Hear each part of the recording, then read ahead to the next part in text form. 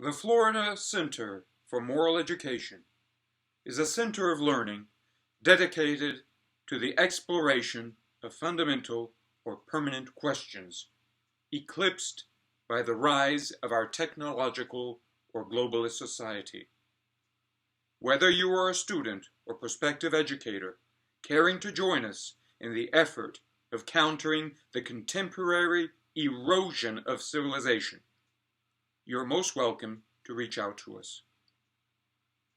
As Rome burns, we should not be shy about joining forces to participate in and promote what Michael Oakeshott called the conversation of mankind. Our center cares about questions underlying all possible answers. We study answers merely to get back to the questions they presuppose. Questions are cracks in the walls we build around us. The more formidable the wall, the harder it is to find cracks. But no wall is faultless, no mask impregnable.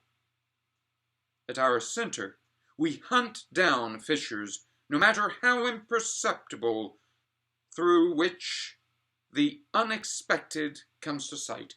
And we endure the sight of unexpected questions, even when they threaten to shake our certainties, especially when they do. All the more since the only certainties that are left by and large unquestioned today are the questionable ones that are part and parcel of our technocracies. Technology and its cosmological backdrop, evolution. But in what spirit are we to seek questions that we are taught to no longer ask in our post-metaphysical age? In what spirit are we to raise those questions out of the ashes of the past? In a non-mechanical, decisively non-technological manner, aiming at replacing the wall of metaphysical silence characterizing our daily lives with a garden hedge, a delicate boundary that allows ethics and metaphysics to remain good friends, to speak and listen to each other. What do we reason for? To set our primary impulse free, to free our sentiment from all conventional inhibitions, so that we may live beyond all compulsions, so that we may sustain, once and for all, a life beyond compulsions. Is such a life sustainable? Is there a love that is originally compatible with duty? Could our conversation help us discover a natural sentiment that does not contradict our highest duties?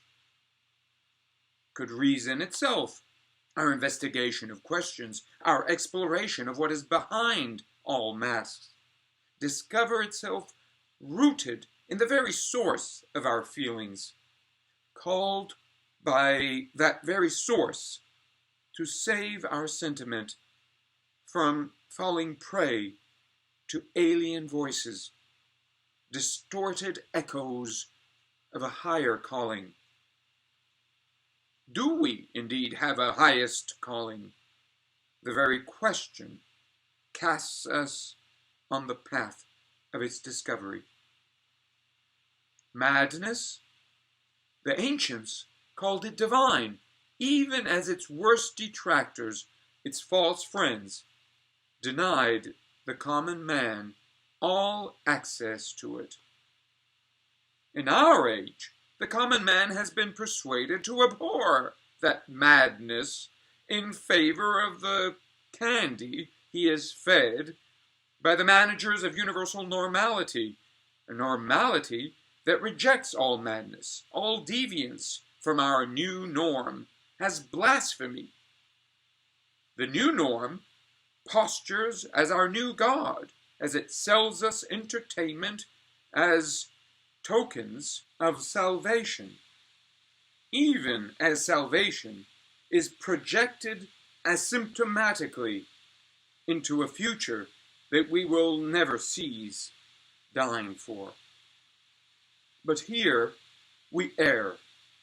says the Legion of Normality. Yes, our center errs, and invites erring.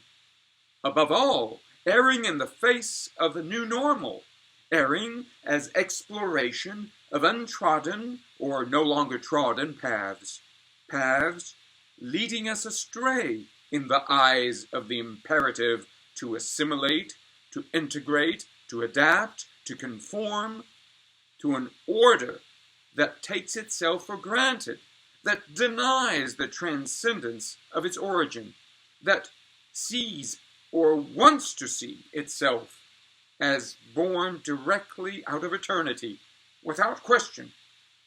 Yet, a question is there, and our center is dedicated to it.